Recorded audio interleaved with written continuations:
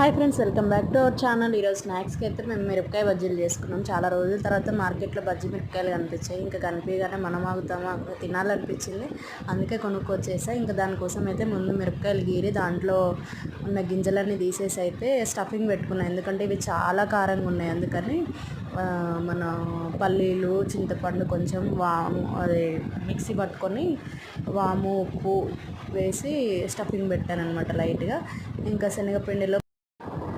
శనగపిండిలో కొంచెం బియ్యం పిండి, వాము, జీలకర్ర, ఉప్పు, కొంచెం వంట సోడా ఉంటుంది కదా, సోడా ఉప్పు అంటారు, అది వేసి బాగా జారుడుగా కలుపుకున్న బజ్జీ వేయడానికి వీలుగా కలుపుకొని అయితే ఇంకా బజ్జీలు అయితే వేసుకున్నాము. అసలు వేడి వేడి బజ్జీలు తింటుంటే టేస్ట్ మామూలుగా లేదు. అలా కాలుస్తుంటేనే ఇలా తినేస్తుంది మా అమ్మ.